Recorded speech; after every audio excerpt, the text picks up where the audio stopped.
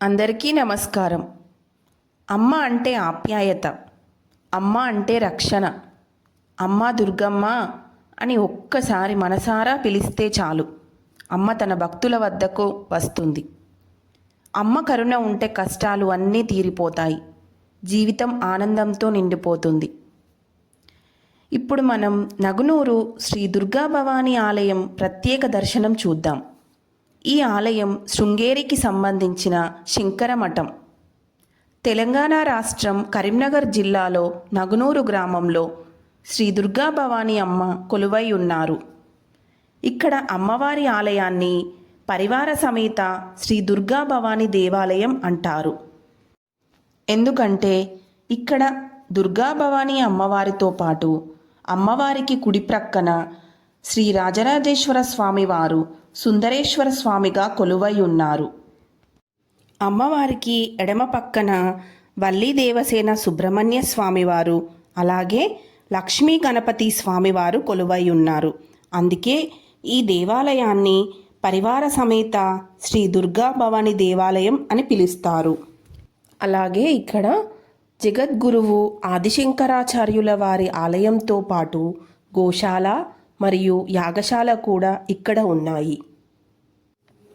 కరీంనగర్ జిల్లా నగునూరు గ్రామానికి చెందిన వ్యక్తికి కలలో దుర్గాదేవి అమ్మవారు కనిపించి నాకు ఈ ఆవరణలో గుడి కట్టించాలి అని చెప్పారట. అమ్మవారు కలలో చెప్పడంతో అనుకున్నదే తడవుగా ఆ భక్తుడు ఈ విషయాన్ని ఊరిలో అందరికీ చేరవేయడంతో ఊర్లో ఉన్నవారు అందరూ ముందుకు వచ్చి విరాళాలు సేకరించి పెద్ద ఎత్తున గుడి నిర్మాణం మొదలుపెట్టారట.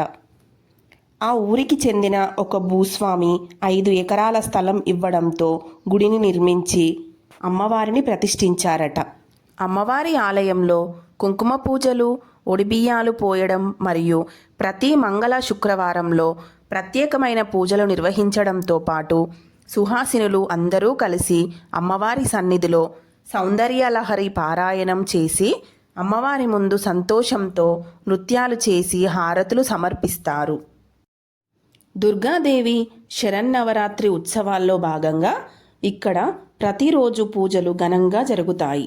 దసరా రోజు ఇక్కడ మహిషాసుర మర్దన జరగడంతో భక్తులు అధికంగా పాల్గొంటారు.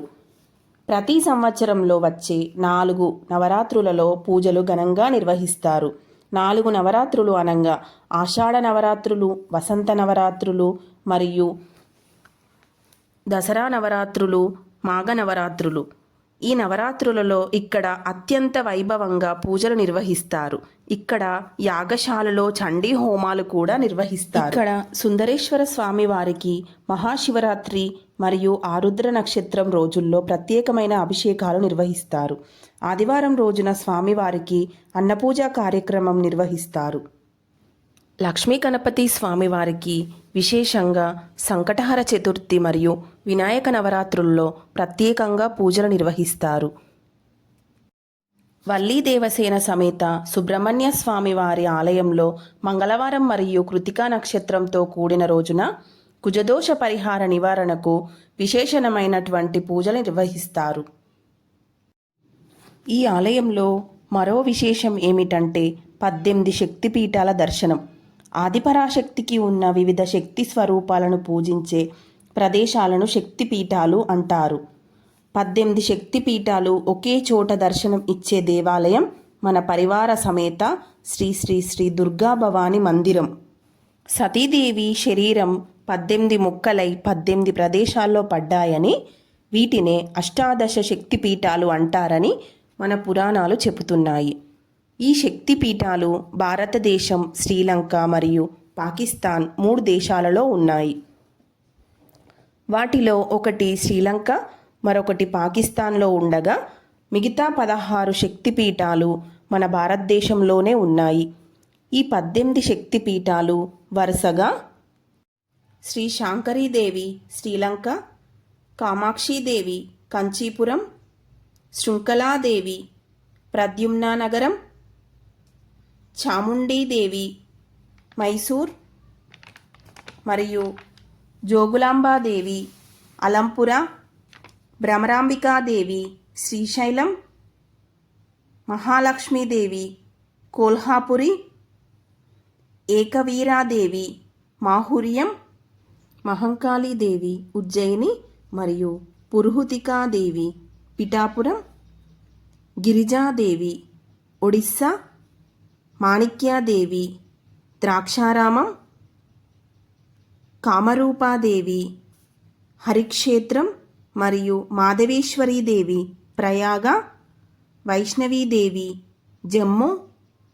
మాంగళ్యగౌరీదేవి గయా, విశాలాక్షిదేవి వారణాసి మరియు సరస్వతీదేవి అమ్మవారు కాశ్మీర్.